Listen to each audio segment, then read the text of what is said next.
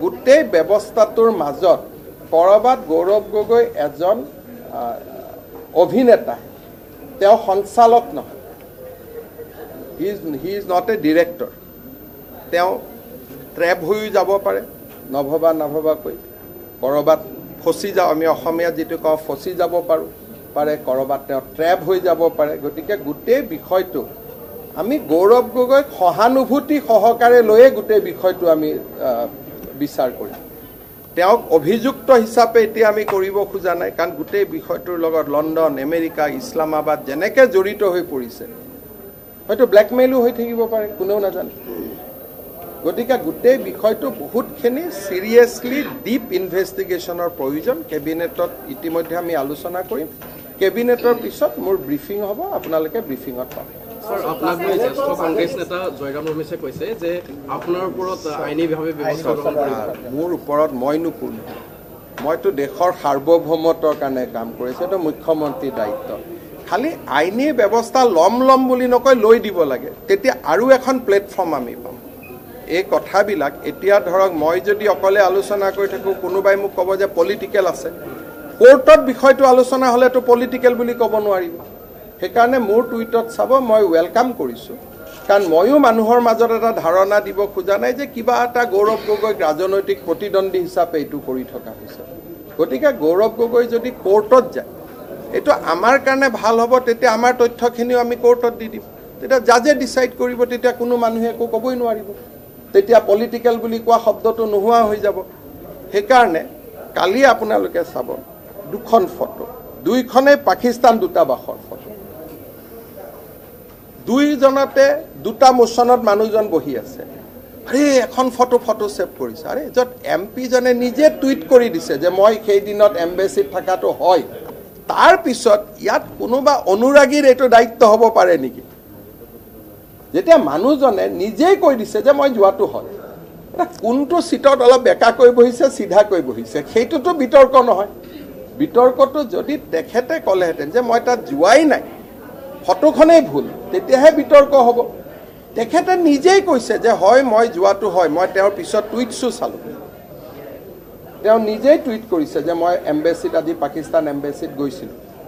যেতিয়া মানুহজনে কৈছে মই যোৱা বুলি, এতিয়া আমি চিন্তা কৰিব লাগে যে হি হেজ বিন ট্ৰেপ, তেওঁক কোনোবাই ব্লেকমেইল কৰি দিলে নেকি, কি কৰি দিলে, সেইবিলাকহে আমি চিন্তা কৰিব লাগে নেক্সট লেভেলত।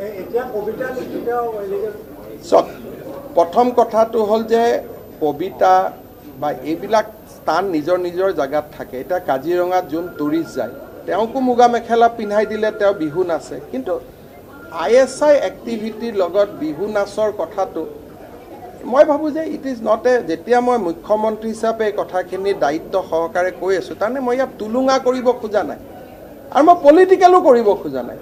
মইতো গৌৰৱ গগৈৰ প্ৰতি মোৰ সমবেদনাহে আছে যে তেওঁক কোনোবাই ক'ৰবাত ফচাই দিলে। মোৰতো সমবেদনা আছে। মইতো প্ৰথমতে মই ভাবিছিলোঁ এওঁৱেই কৰিছে নেকি গোটেইবোৰ। যেতিয়া মই গোটেই কথাখিনি গম পালোঁ, ইয়াত ইমান ডাঙৰ মানুহ জড়িত হৈ আছে, এতিয়াতো আই হেভ ডেভেলপ চিম্পেথি যে ক'ৰবাত ফচাই দিলে। কাৰণ নহ'লে আৰু আপোনালোকে অলপ আগত গৈ চাব যে তৰুণ গগৈ ডাঙৰীয়াইও বহুত কথাত আপত্তি কৰি গৈছিলে, ৰেকৰ্ডেড আছে যে এই গোটেই ব্যৱস্থাটোত যি ধৰণে, মই একদম ব্যক্তিগত কথা ক'ব খোজা নাই, যিটো ব্যৱস্থা হ'ল সেই ব্যৱস্থাটোত গগৈ ডাঙৰীয়াৰো আপত্তি নাছিল বুলি ইণ্টাৰভিউ আছে, আপত্তি আছিল বুলি ইণ্টাৰভিউ আছে।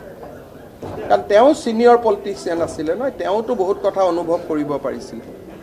গতিকে মই ভাবোঁ যে গোটেই বিষয়টো আমি ইয়াৰ ইমপ্লিকেশ্যন চাব লাগে। কাৰণ এজন পাকিস্তানৰ মন্ত্ৰীয়ে অসমৰ বিদেশী নাগৰিকৰ সমস্যা লৈ টুইট কৰাৰ কি প্ৰয়োজন আছে? আৰু সেই টুইটটোত কোনোবা এগৰাকী অসমৰ মানুহক টেগ কৰি দিয়াৰ কি কথা আছে? আৰু যেতিয়া মই মানুহজনৰ বিষয়ে ৰিচাৰ্চ কৰি গৈ পাই আছোঁ, মইতো দেখিছোঁ he is a central person of ISI। সেইকাৰণে আমি বিষয়টো নন পলিটিকেল, ইয়াত কোনো কংগ্ৰেছ, বিজেপি এইবিলাক কৰিব খোজা নাই। আৰু মই ভূপেন বৰা ডাঙৰীয়াকো গোটেই ডকুমেণ্টছখিনি দি দিম যে আপোনালোকে নিজেও চেক কৰক। হয়তো কংগ্ৰেছেও গোটেই কথাখিনি নাজানে। চ' যেতিয়া কেছটো ইনকুৱাৰী হ'ব, তাৰ বেকগ্ৰাউণ্ডখিনি মই ভূপেন বৰাকো চিঠি এখন লিখি জনাম যে যে কি কাৰণে এই কেছটো আমি কৰিবলগীয়া হৈছে যিখন চিঠি মই প্ৰধানমন্ত্ৰীক দিম বা গৃহমন্ত্ৰীক দিম একেখন চিঠি মই মনত ভাবি থৈছোঁ মল্লিকাৰ্জুন খাৰ্গেকো দিম একেখন চিঠি মই ভূপেন বৰাকো দিম কাৰণ this is related to national security ইয়াত ব্যক্তিগত কথা একো নাই